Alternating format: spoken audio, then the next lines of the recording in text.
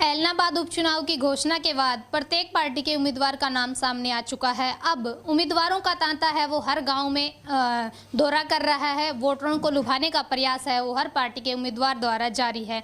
तो फिलहाल हम भी आपको हर गांव में जाकर ग्रामीणों का जो रुझान है ऐलनाबाद इलेक्शन को लेकर उसकी रिपोर्ट है लगातार आपको दे रहे हैं। इसी सिलसिले में आज हम गाँव रायपुर में मौजूद हैं और यहाँ के ग्रामीणों से जानते हैं कि ऐलनाबाद इलेक्शन को लेकर उनकी क्या राय है, किस तरीके का माहौल है यहाँ पर रहने वाला है। तो आइए बातचीत करते हैं ग्रामीणों से।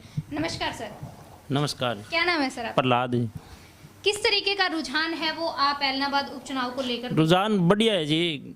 अभय सिंह चौटाला जीता है, गलने ये आठ है प्रधानमंत्री मोदी ताई आया जल्दी को नहीं आ रहे हो, अब तो आ रही के अब तो किसान नेता है, किसाना खातर अस्तित्व ही दियो है, सारी चीज़ बढ़िया करी है, किसाना का हित की बात सुना है। तो इन खातर हर काम जे कोई करवाने ला रहे हैं तो भी अब भी अभय सिंह चौटाला ही करवाने ला रहे हैं। बीजेपी सरकार करावा नहीं, कुछ जेजेपी करावा, किसी को नहीं कराने ला रही। अभय सिंह चौटाला के जीतने का कारण आप 3 कृषि कानूनों के विरोध में इस्तीफा देने को मानते हैं या फिर अभय सिंह चौटाला का गठ है इसलिए? वो किसान नेता हैं जी। पिछली बार तो ये नहीं था तो भी वो यहाँ पर उसी दिन तो मलेक्का गाँव के अंदर प्रधानमंत्री खुद आया और फिर भी उसी दिन इतनी भीड़ के चोपटा के अंदर अभय सिंह चौटाला ने की इकट्ठी के वहाँ प्रधानमंत्री के पास नहीं गए और 12,000 12,500 से जीते। अब की बार तो ज़्यादा 25-30 हज़ार वोटों से जीत सकते हैं। मौजूदा सरकार भाजपा की है, क्या लगता है आपको भाजपा ने इस हलके के लिए कितने काम करवाए हैं विकास? हमारे गाँव में तो कोई है को नहीं, अब और गाँव में फिर को नहीं जी। अभय सिंह चौटाला द्वारा इनका ये विधायक का हलका है, देखो जी, किस प्रकार के काम है वो करवाए? पहली बात तो ये है, अभी किसान नेता अभय सिंह चौटाला है या आदित्य चौटाला है या दुष्यंत चौटाला है, हमारे तो यही समझ में आ रहा भी कौन है। दूसरी बात ये है, अभय सिंह चौटाला ने इस्तीफा दिया तो इस्तीफा ये आगे 0 ग्राउंड पे इन्होंने अपना ग्राउंड बनाने के लिए दिया है, कोई किसानों के लिए नहीं दिया है। किसानों के लिए देते तो पहली पोती कानून लागू होते उसी टाइम देता जी। तो ये अपने ग्राउंड तलाश रहे हैं। अच्छा, दूसरी बात ये, पिछली बार 11,000 कुछ वोटों से अभय सिंह चौटाला जीते हैं जो पूरे हरियाणा का सौदा कर चुके हैं। चौधरी रणजीत सिंह ने अभय सिंह को दिलवाई, केवी सिंह ने दिलवाई, तो भी 11,500 वोटों से जीते। तो इतनी आसान नहीं है मेरे ख्याल में अभय सिंह चौटाला के लिए।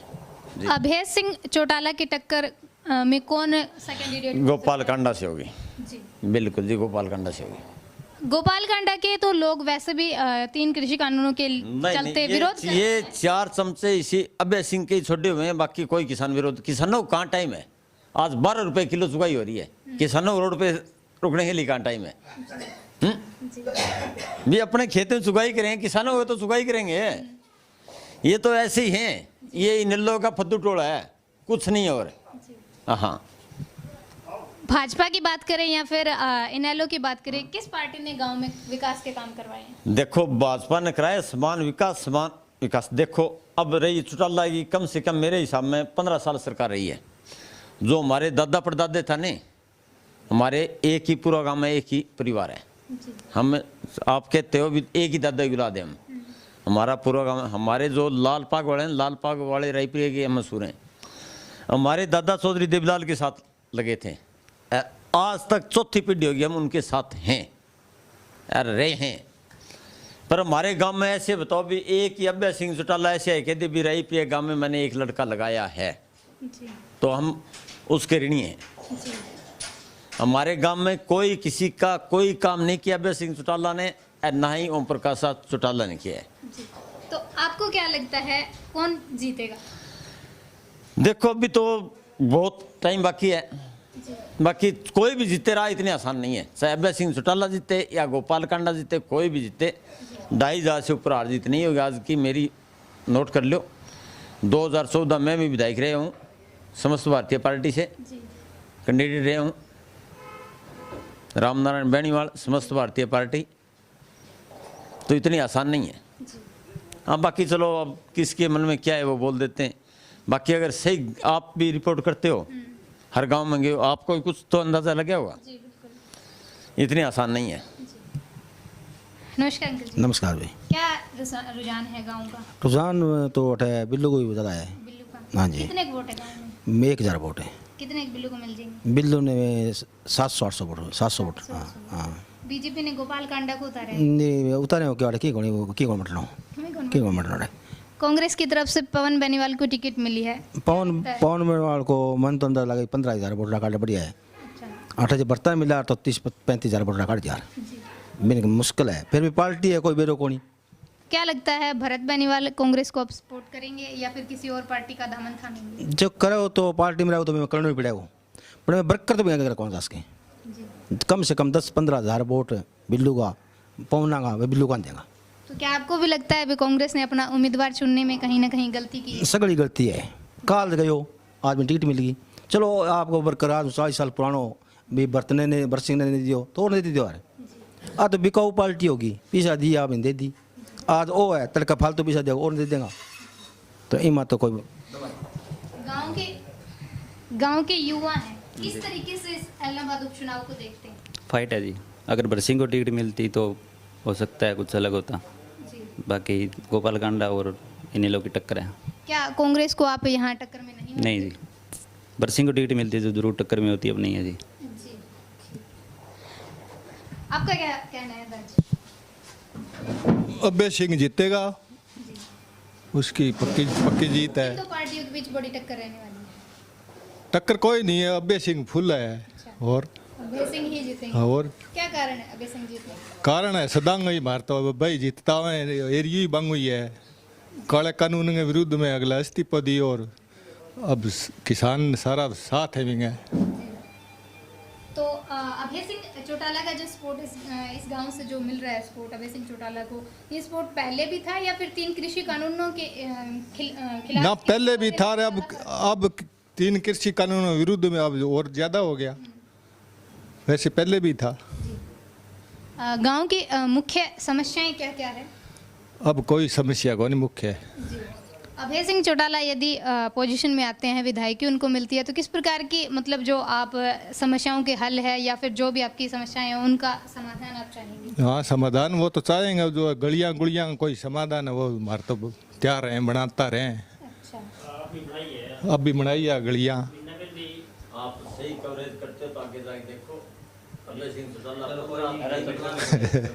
तन्ने पहले बोलन भी हाँ अगला बोल रहा बिंग बिंग होते आप किस तरीके से देखते हैं दाजी इस इलाहाबाद उपचुनाव को? एलनाबाद मारा है एलनाबाद हल्का पहले दड़बा हल्को एलनाबाद हल्को गयो मारो चौगान बनेड़ो है चौगान चुटाले बनायो और जको फूट गई नहीं बकारी कांग्रेस को लगाई चुटाले आगे दूसरे बनाया है। जी चुटाले ने वोट आठ चुटाले दिया दूसरो कोई अखदारी को नहीं जी कृषि कानूनों के विरोध में अभय सिंह चौटाला ने इस्तीफा दिया। वही विधायकी उनके पास पहले थी यदि अब जीतते हैं तो वही विधायकी अब आएगी तो उससे क्या फर्क वो पड़ेगा? किसाना खातर दियो इस्तीफा और किसाना खातिर जेड़ काटी जेड़ी काटी तो किसाना खातिर काटी और किसाना खातिर इस्तीफा दियो। अगर जब आप जीत गए किसाना पर विपता होगी तो दूसरा इस्तीफा दे देगा तो अंत सरकार की जरूरत ही कौन है तो किसाना शामिल है कोई सरकार के शामिल कौन ने किसान कुर्सी जरूरत है ना ओ अंग बाबू दादा करता रहा है करने ला रहा है देवलाल ही साहब इस्तीफा दें तो प्रधानमंत्री इस्तीफा दे उठी किसानों खिलाफ होता दिखा दे ऐ इस्तीफा दे किसाना सगा हो गया पाछा।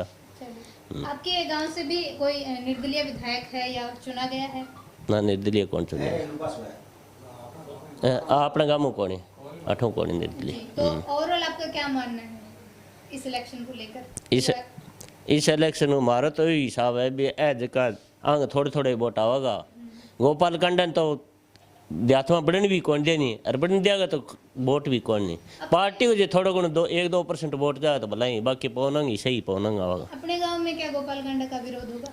हाँ फुल होगा जी जैसे पूरे हरियाणा में हो रहे हाँ वैसे ही होगा वैसे कुछ वोट उनके हिस्से आएंगे? नहीं आवा वोट तो बिया तो ये हुआ पार्टी को तो कोई हो ही है वोट आप 100 वोट है 10-15 वोट तो मिलेगा बाकी बिया कौन मिले वोट।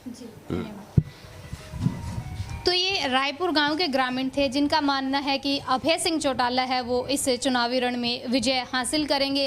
हालांकि जो वोटों का मार्जिन है वो 2 से 2.5 हज़ार के बीच ही रहेगा, लेकिन टक्कर है वो कहीं ना कहीं ग्रामीणों का कहना है कि गोपाल कांडा भी देते हुए नजर आएंगे। वहीं कुछ ग्रामीणों का कहना है कि यदि कांग्रेस की तरफ से पवन बेनीवाल की जगह भरत बेनीवाल को टिकट दी जाती तो कहीं ना कहीं एक कड़ी टक्कर है वो देखने को मिलती। फिलहाल ये रायपुर गांव की रिपोर्ट थी। आगे भी हम आपको दूसरे गांव में जाकर जो ऐलनाबाद उपचुनाव को लेकर जो सरगर्मियां बढ़ी हुई है उस तमाम तरीके की तस्वीरें हम आपको दिखाएंगे कि आपको लोगों की है जो इस ऐलनाबाद चुनाव को लेकर किस तरीके के विचार हैं, कौन है वो यहाँ पर विजय हासिल करेगा और कौन यहाँ से खाली हाथ लौटेगा। तो फिलहाल बने रहिए हमारे साथ, अपने सहयोगी अजीत के साथ मैं सुमन सैनी।